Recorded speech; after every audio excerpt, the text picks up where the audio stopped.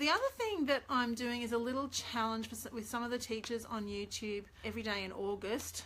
We'll try and do it, see how I go. And each day we talk about a different topic. So today's topic was problematic behaviours. Prevention is better than cure. I really feel that if we can nip behaviours in the bud that are going to be problematic, that are going to be disruptive, and they're going to be detrimental to the class or the family or the child themselves who is exhibiting these behaviours, then it's better for everybody. So how do you nip things in the bud? How do you prevent certain behaviours? I think the number one key is to have a connection with that child, and sometimes you can lose connection even with your own children if you're not putting in the time. You know, it's a relationship like every other relationship, and you need to put in time, you need to be intuitive, you need to be in tune with that child in order to pick up signals when things aren't going right and to try and head things off before they escalate into something worse. Expectations are not necessarily the same as rules. I think that some people get those mixed up. Expectations are really important, and they are a manifestation of your belief system as the authority figure in the relationship, in the classroom and at home as well. Expectations that benefit both parties are really, really effective and can be used to your advantage. Also, routines. When children know the routines, they know what to expect, what's coming up, and in conjunction with the expectations, what's expected of them, I think it puts them in a place of safety, and they can relax into their role in the particular relationship, whether it's at home or at school. And I think it's just going to prevent a lot of miscommunication and therefore a lot of poor behaviours that nobody wants. Nobody wants to have to deal with poor behaviours, even the children who are exhibiting those behaviours.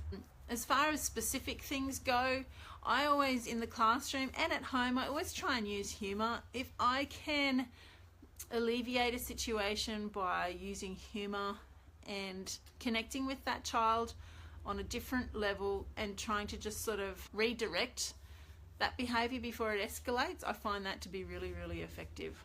I know that there is a whole range of specific strategies that you can use, and it depends on the child, it depends on the situation, it depends on the dynamics of the particular group as well. It's really, really amazing how you can have, like I have 5 classes for example, and each of those classes, every year each of those classes has a different personality. The mob of them, the group of them, they have their own kind of life force. And that's why there's a disconnect oftentimes between what happens in the classroom and what happens at home, is because when the children get together in this mob or this new group that we force them into, yes, in a classroom situation, but that takes on a life of its own, and those dynamics can be very, very interesting. Expectations are formulated from values. So in parenting and in teaching, I think you need to work together as a team. I think teaching more so you are on your own a lot more, but you still have access to a whole team around you. You have the school counsellor, the year advisor, you have other teachers in the group. Hey, Kel! You have other teachers in the team, in the faculty and around the school that you should be working with.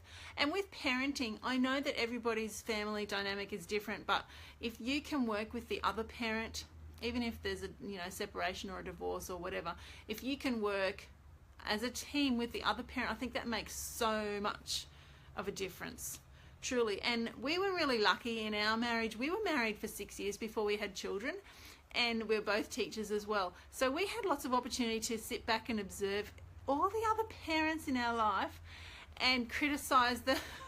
We didn't criticise them to their face. We would sit back at home and go, oh, I can't believe they did that with their kid. We'd never do that. And that may sound really negative. We didn't mean for it to be, but it actually was good because it helped us to formulate as a couple, to formulate what we were going to be like as parents. And we find that most of the time, 95 to 98% of the time, we are on the same page as each other.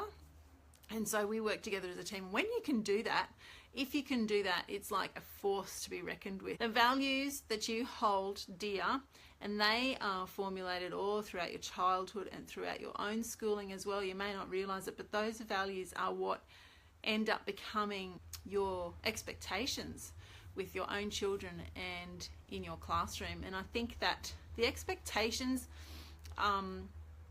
then inform the rules that you have in your classroom and in your family. I think that when you make it really clear, crystal clear to the children what your expectations are. I mean, for that one, she's talking about niggling. So for that one, Heather's expectation might be that we treat each other with respect in our family. So that's the expectation. We treat each other with respect.